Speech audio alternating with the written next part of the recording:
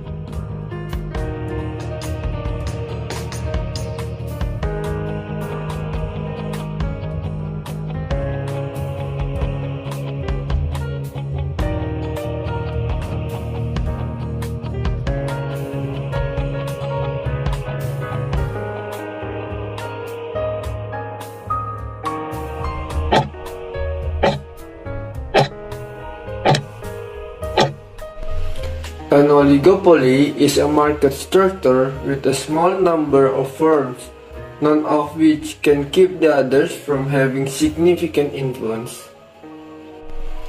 In Greek language, oligos means few and polein means cell, is a market structure in which market or industry is dominated by a small number of large sellers or producers. Oligopolies can result from various forms of collusion that reduce market competition. Such collusions can lead to higher prices for consumers and lower wages for the employees of oligopolies. In the absence of collusion and the presence of fierce competition among market participants, an oligopoly may develop into a situation similar to perfect competition. Oligopolies have their own market structure. An oligopoly market has both the characteristics of a perfectly competitive market and the characteristics of a monopoly market.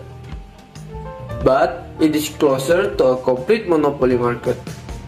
Oligopoly companies each have a large share of the industry, and each manufacturer plays a pivotal role. Commodities in the oligopolistic market are divided into two categories. First, homogeneous commodities. In the oligopolistic market of the primary industry, such as agriculture and mining, the commodities produced by such oligopolistic enterprises will have strong homogeneity. Homogeneous commodities in the oligopolistic market of the primary industry, such as agriculture and mining, the commodities produced by such oligopolistic enterprises will have strong homogeneity. Differentiated commodities. The differentiation of goods in the manufacturing and service industry will be very obvious.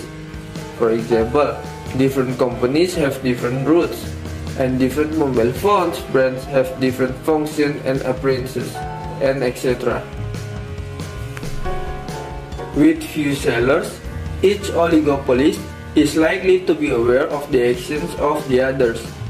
According to game theory, the decisions of one firm therefore influence and are influenced by the decisions of other firms. Strategic planning by oligopolists needs to take into account the likely responses of the other market participants. Entry barriers include high investment requirements, strong consumer loyalty for existing. The formation of oligopolistic companies, for example, where several companies expand into several large business groups by appreciating and increasing capital to buy other small similar companies, thereby reducing cost and increasing profit margins for their own businesses. Respectively, the fundamental reason oligopolies form is related to future retaliation or deviation when competitors are continually joining a market. Prices colluded between established sellers are vulnerable to undercutting by new sellers. At this time, the old sellers will reach a tacit understanding on market share and product price. Everyone will raise the entry threshold together to prevent other new companies from entering the market. As such, it makes sense for established sellers to take the short-term profit by lowering their price to win sales away from the other established sellers, rather than the holding to the colluded price as they might if they were not faced with the potential for future undercutting by market entrants. In other words, firms will lose less for deviation and thus have more incentive to undercut collusion price and obtain short-term deviated profit when future entry continues. Market transparency and frequent interaction are other factors in collusion. In developed economies, oligopolies dominate, as the perfectly competitive model is for negligible importance for consumers. Specifically, oligopolies will implement a practice called price fixing to dominate the market. Most new prosecuted oligopolies cases in the US in 2013 were based on price fixing. Price fixing lessens buyer choices and raises prices. However, this will bring negative impacts since it ends up with less choices and high prices for customers. As a quantitative description of oligopoly, the 4-firm concentration ratio is often utilized and is the most preferable ratio for analyzing market concentration.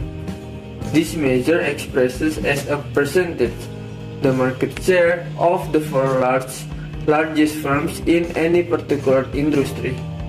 For example, as of fourth quarter 2008, if we combine the total market share of Verizon Wireless, AT&T, Sprint, and T-Mobile, we see that these firms together control 97% of the US cellular telephone market.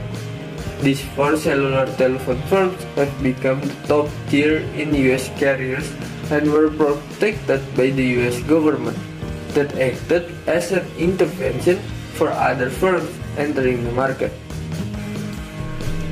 The concentration ratio measures the market share of the largest firms. A monopoly is a market with only one producer. A duopoly has two firms, and an oligopoly consists of two or more firms. There is no precise upper limit to the number of firms in an oligopoly, but the number must be low enough that the actions of one firm significantly influence the other.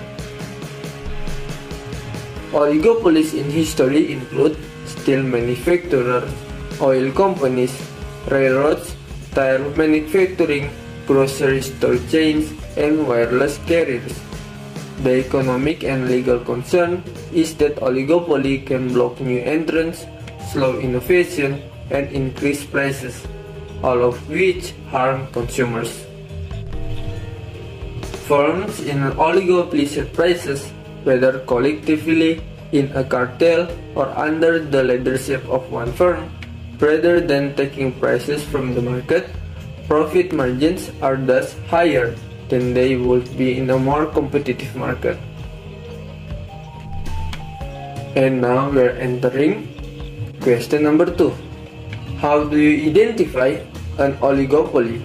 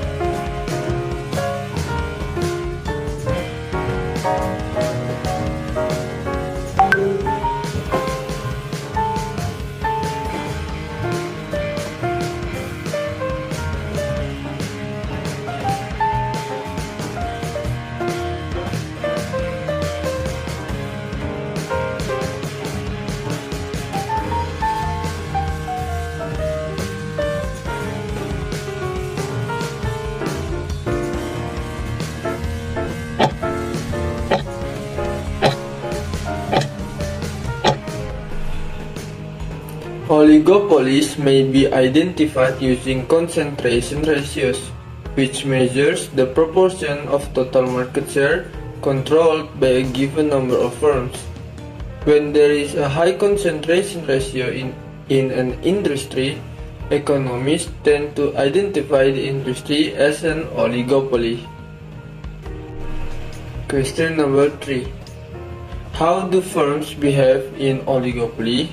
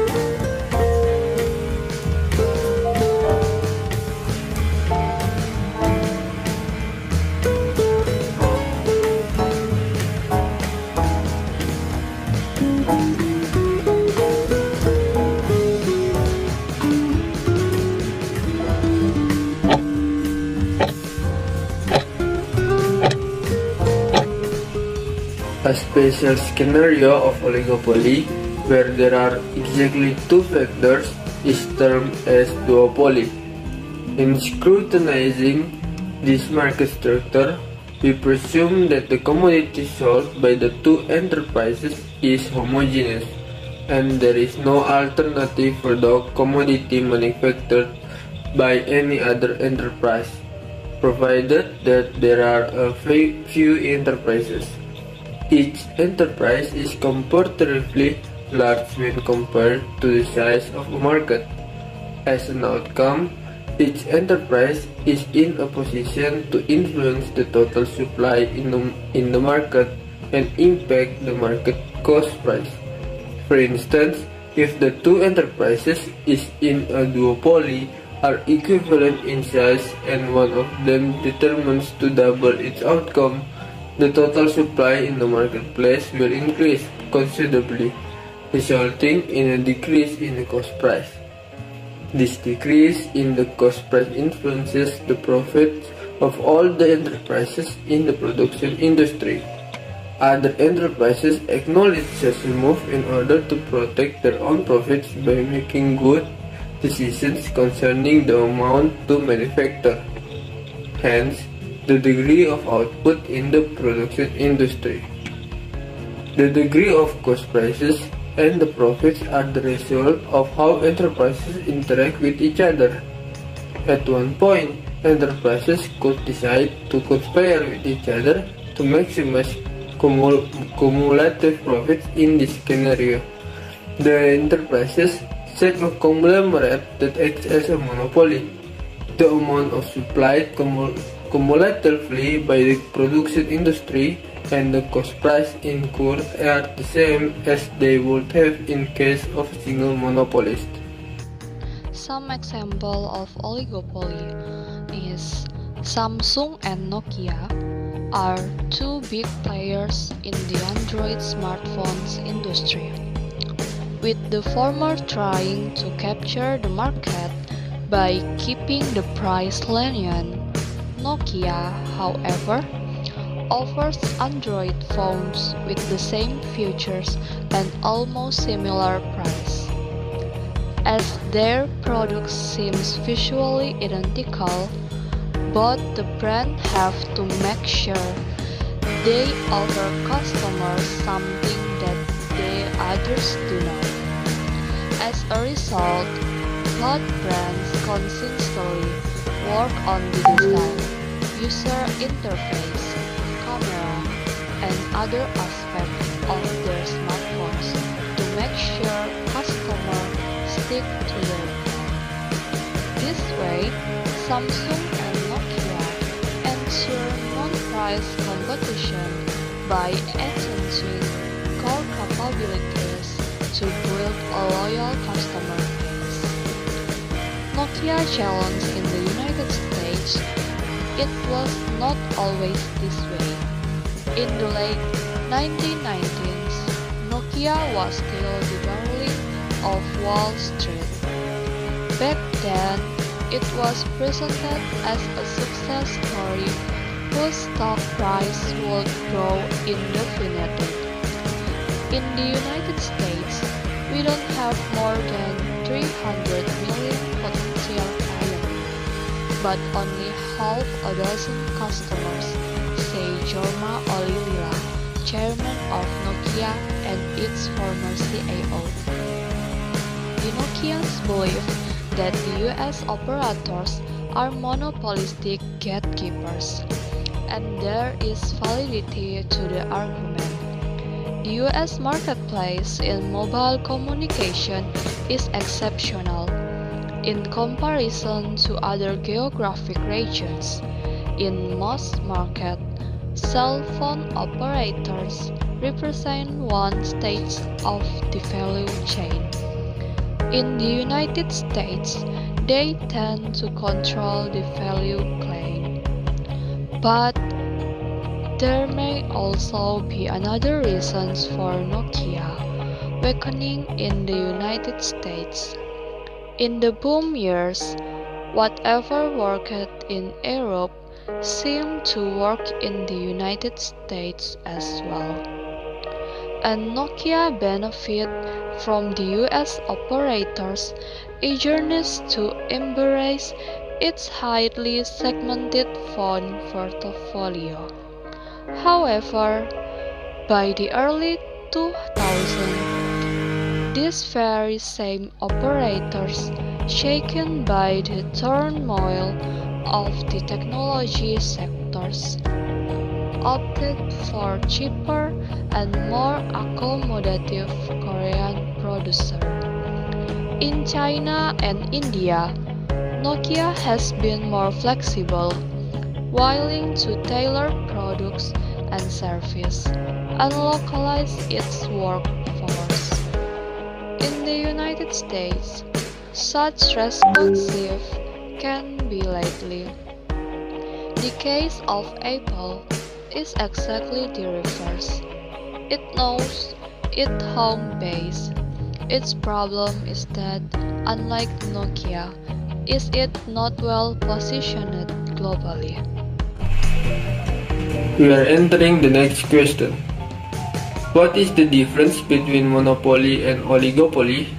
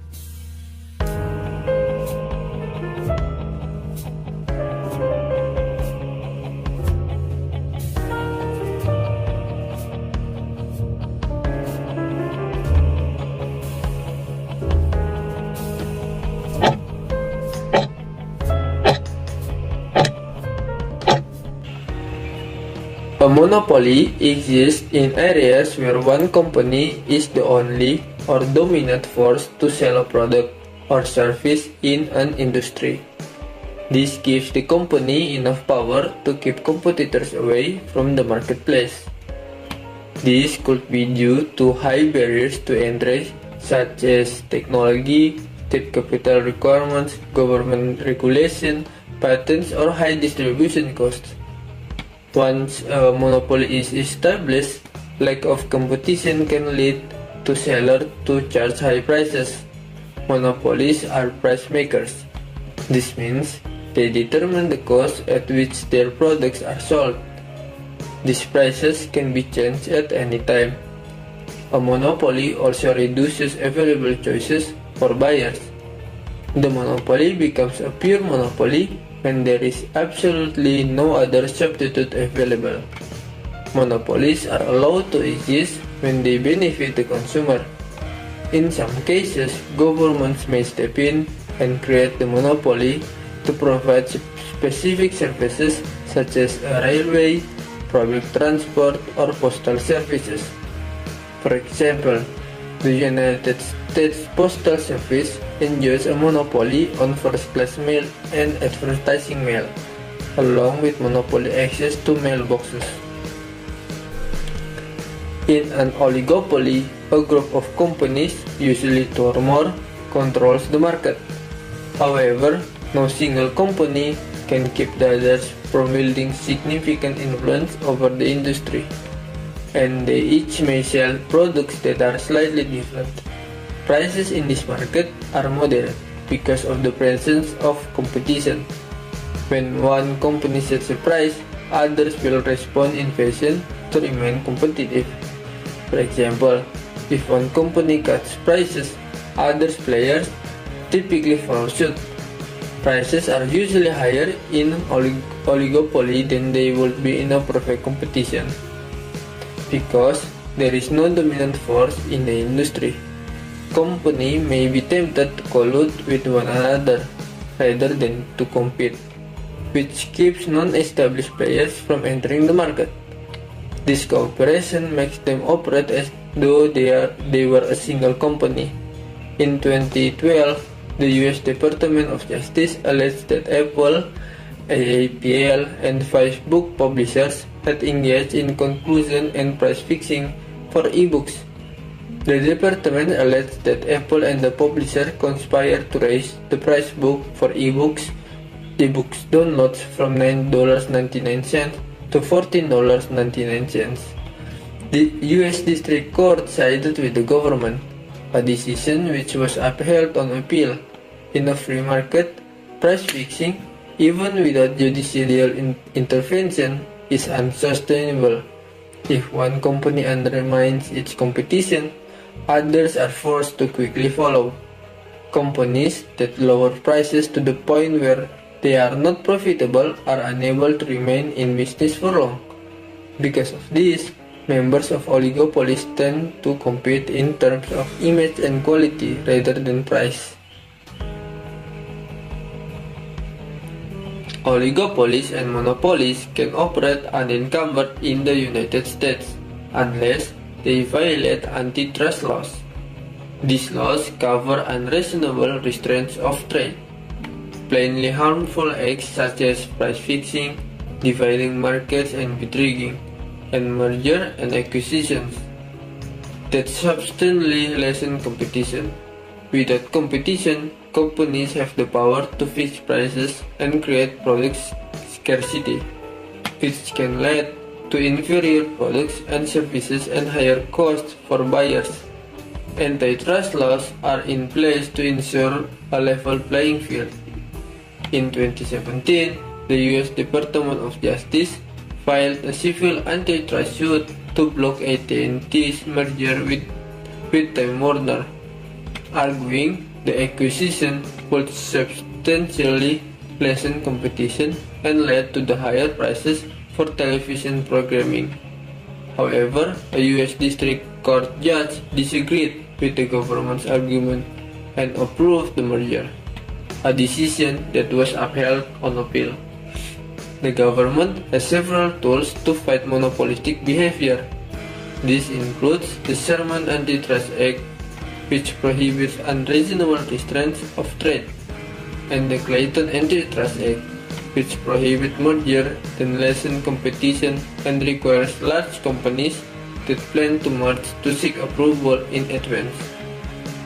Antitrust laws do not sanction companies that achieve monopoly status via offering a better product or service, or do uncontrollable developments such as a key competitor leaving the market. We are entering the next question. The question is, what is the best example of an oligopoly? You have 3 minutes to answer.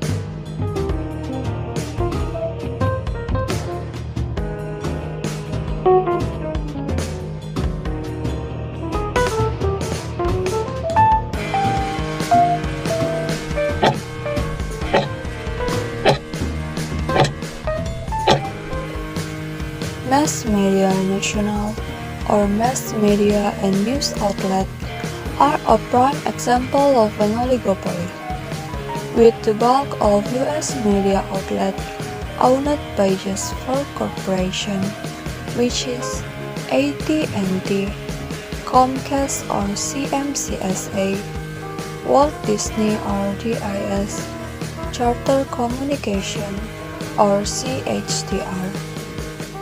A new players like Amazon and Netflix have joined the mix recently with the rise of streaming media, but smaller players remain shut out. Big Touch operating system for smartphones and computers provide excellent example of oligopolies in Big Touch. Apple iOS and Google Android dominate smartphone operating systems, while computer operating systems are overshadowed by Apple and Microsoft Windows. Big Tech also is concentrated on the internet with Google, Meta or formerly Facebook, and Amazon dominating. Automakers. Automobile manufacturing is another example of an oligopoly, with the leading auto manufacturers in the United States being Ford, GM and Stellantis, or the new iteration of cycles through mergers. Worldwide, there are perhaps a dozen key automakers, including Toyota, Honda, Volkswagen Group, and Renault Nissan Mitsubishi. Telecom. Once an actual monopolistic corporation, AT&T was famously split up due to antitrust ruling into several baby bells. This mean-off now maintain an oligopoly in the landline and mobile phone provider space, including Verizon, T-Mobile, and AT&T. Entertainment. Hollywood has long been an oligopoly, with a select few movie studios, film distribution companies, and movie theater chains to choose from. The music entertainment industry is dominated by only a handful of players, such as Universal Music Group, Sony, and Warner. Airlines. The United States airlines industry today is arguably an oligopoly. As of 2021, there are four major domestic airlines, which is American Airlines or AAL, Delta Airlines or DAL, Southwest Airlines or LUV, and United Airlines Holdings or UAL, which fly just over 65% of all domestic passengers. Other industry. The example above may be among the most obvious, but you are likely to find just a small number of large players across a wide swath of the economy. Food manufacturers, chemical companies, apparel, and supermarket chains are just a few more to look out for. And in the 2021, there are 9 best oligopoly examples. The first is news media. Although digital newspapers and websites have experienced tremendous growth in popularity in recent years, most people still consume news on television. The majority of American households have more than one television, and about 99% of households have at least one television. The 3 most watched news channels in U.S. news network Fox, cable news networks, and MSNBC. Battle to hit the top spot during prime time from 8 p.m. and 11 p.m. in June 2020. Fox News drew about 3.97 million viewers during evening hours. As of 2019, Fox News was the top-rated cable networks, averaging 2.5 million viewers. MSNBC ranked second, averaging 1.8 million viewers, and CNN ranked third with 9,200 viewers. The second is car manufacturing. It's like Ford Motor Company, Toyota Motor Corporation, and General Motors. The US has the highest rate of vehicle ownership per capita globally, with more than 830 active vehicles per 1,000 people in 2016. About 6.3 million cars were sold in the countries in the same year. As of 2019, Ford Motor Company, Toyota Motor Corporation, and General Motors were the top 3 US car brands with a combined sale of more than 5.2 million units. Ford was the 12th ranked company in the 2020 Fortune 500 list, retaining its position as America's largest car maker by revenue for a second consecutive years. Furthermore, the United States is the second largest automobile market behind China. In terms of light vehicle registration, it is estimated that autonomous vehicles will disrupt the US markets in the coming decade. The third is smartphone. Apple and Samsung, the smartphone penetration rate has continuously risen over the past decade. Today, the annual revenue from smartphone sales has reached over 17 billion US dollar.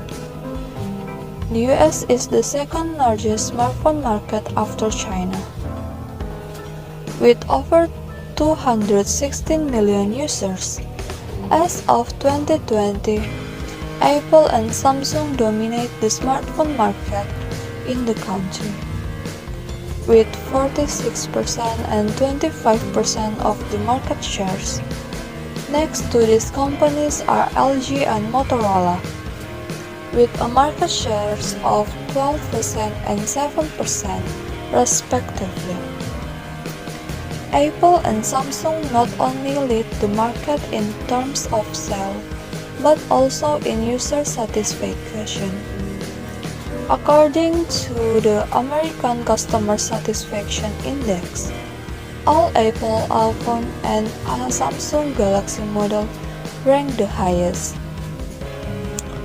Next, we have electric utilities.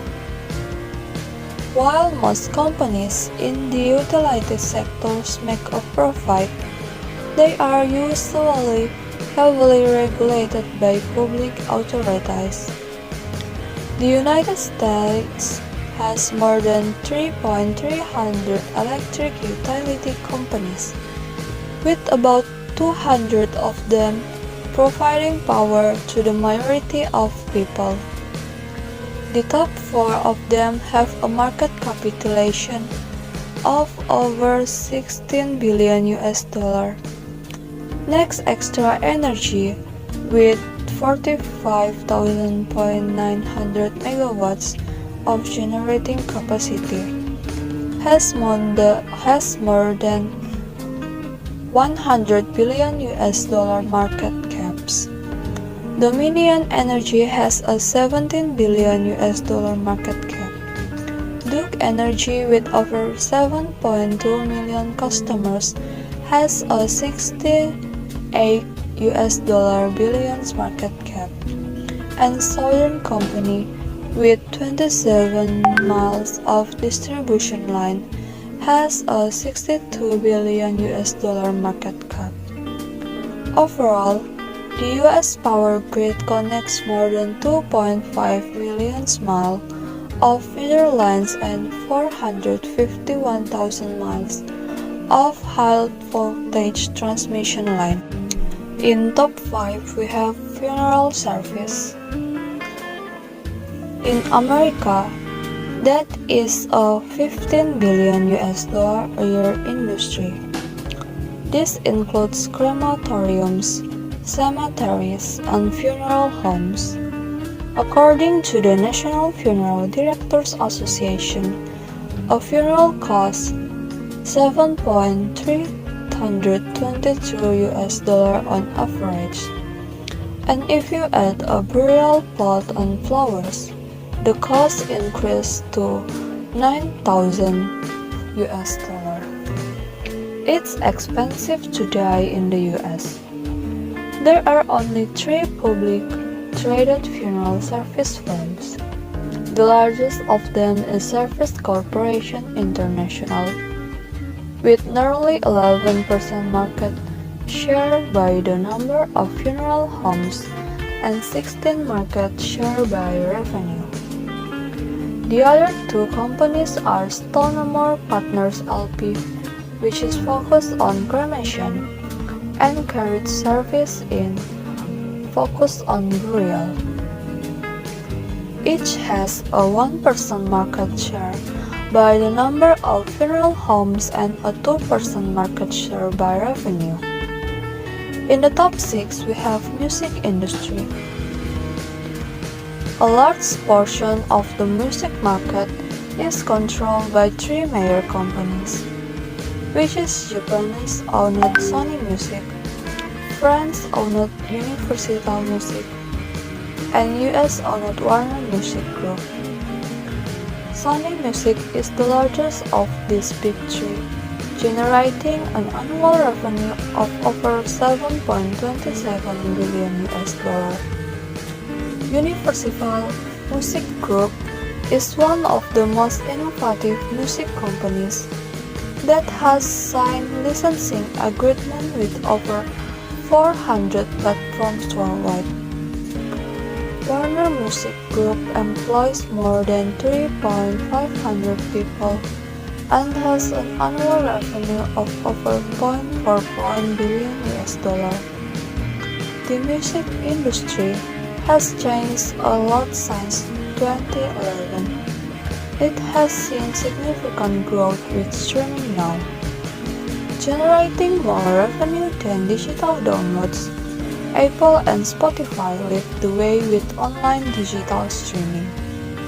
In the top 7 we have operating system of computing device. Operating systems are software installed on digital devices such as smartphones, laptops, and desktop. To serve various purposes and roles, there are more than 7 billion active computing devices in the world, including PC, servers, and mobile phones. In the area of laptop and desktop machines, Microsoft Windows is the most commonly installed operating system, with over 18% of the global market shares.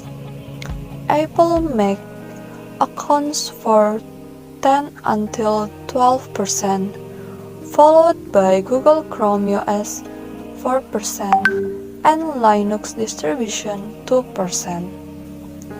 In the area of smartphones and smartwatches, Google Android dominates with more than 2.5 billion users. Android has become more popular than Windows due to the rise of smartphones in recent years.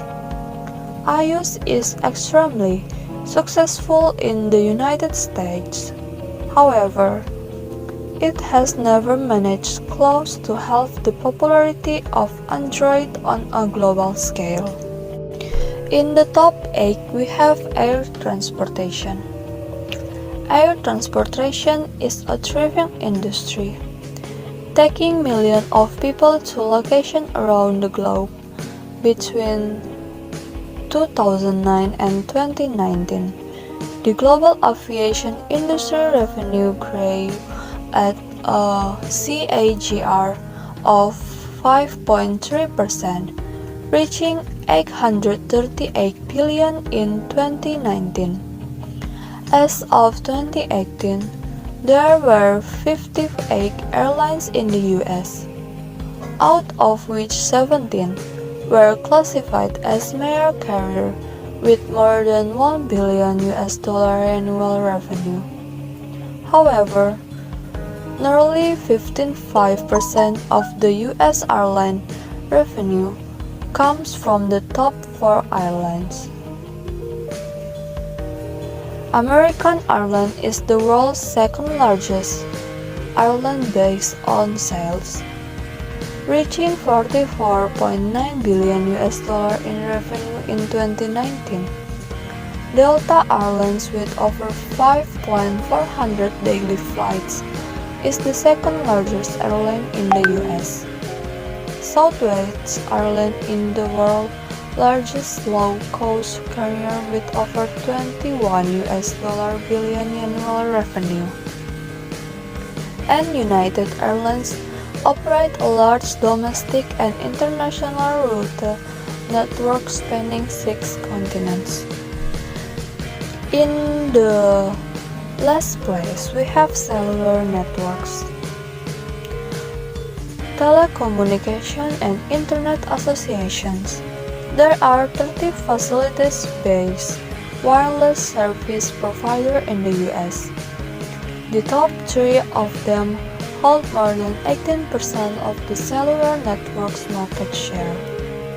As of 2020, Verizon Wireless has 119.9 million subscribers.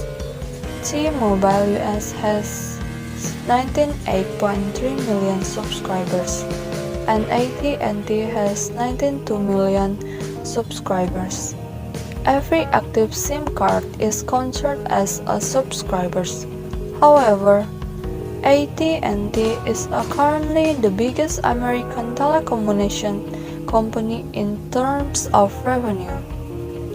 In 2019, it produced total revenue of over $181.19 billion, which is nearly $15 billion higher than the revenue generated by the runner-up Verizon.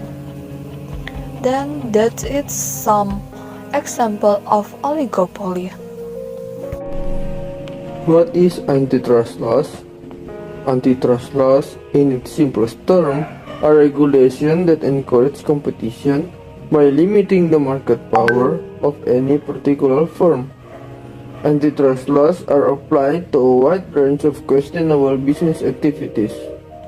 Antitrust laws are the broad group of state and federal laws that are designed to make sure businesses are competing fairly. The trust in antitrust refers to a group of businesses that team up or form a monopoly in order to dictate pricing in a particular market. Now we are into the next question. Why is antitrust law important? You have 3 minutes to answer.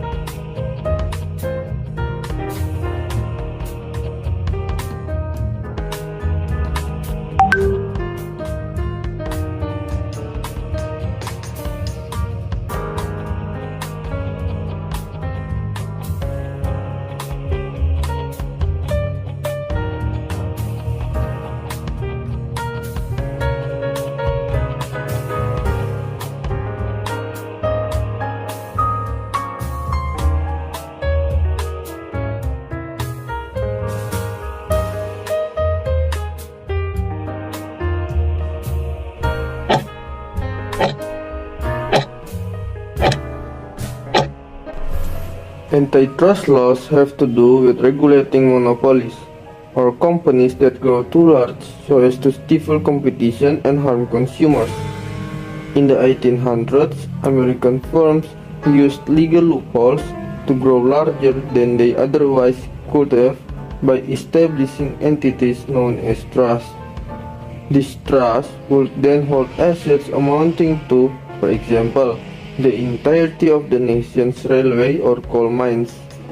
Thus, the laws enacted to break up and prevent these monopolistic entities were called antitrust. Now we are into the next question. What would violate antitrust laws? As always, you have 3 minutes to answer.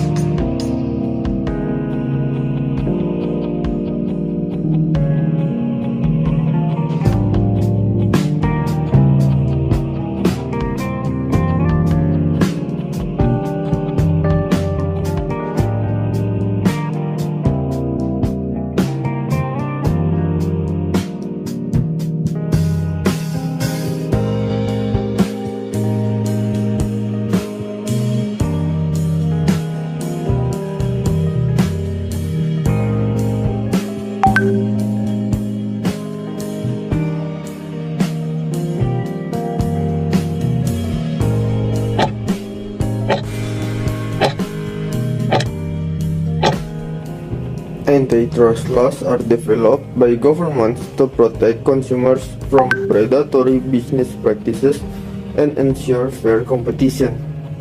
Antitrust laws are applied to a wide range of questionable business activities, including market allocation, bid rigging, price fixing, and monopolies. These violations are considered antitrust violations.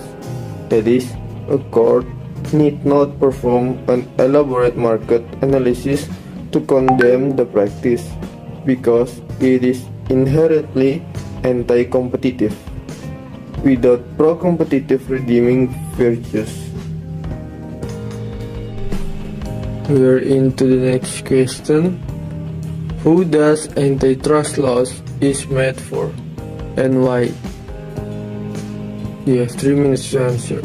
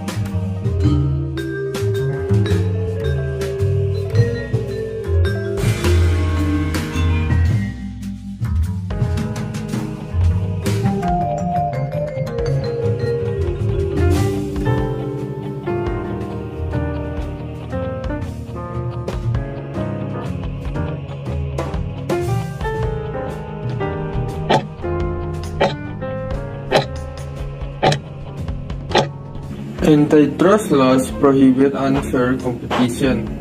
Competitors in an industry cannot use certain tactics, such as market division, price fixing, or agreements not to compete. And companies cannot abuse their monopoly power to force smaller competitors out of business.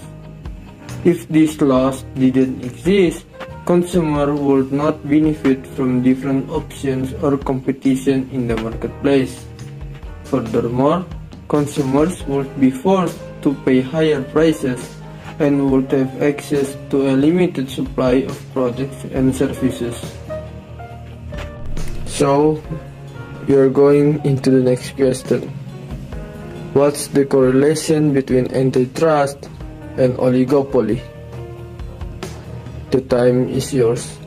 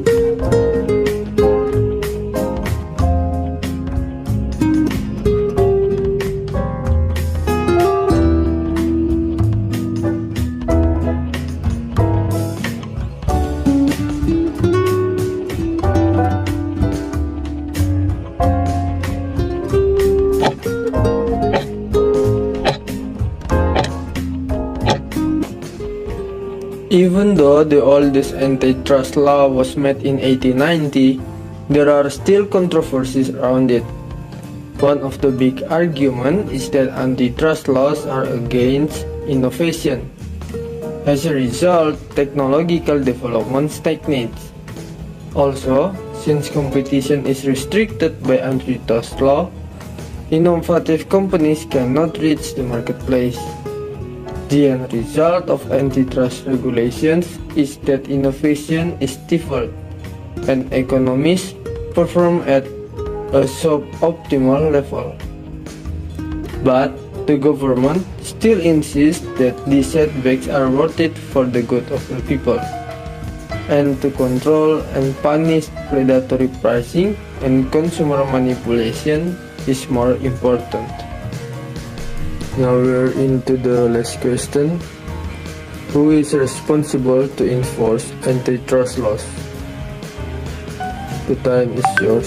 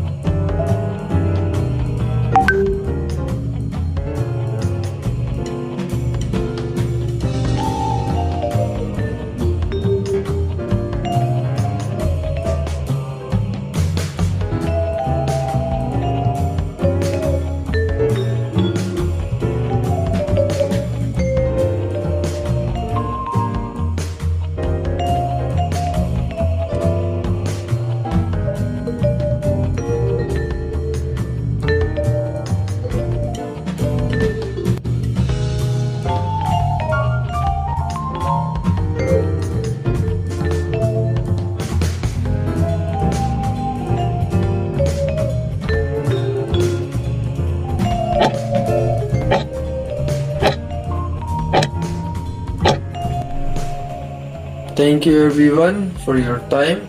This is the end of our presentation. Do not forget to like and subscribe. See you all.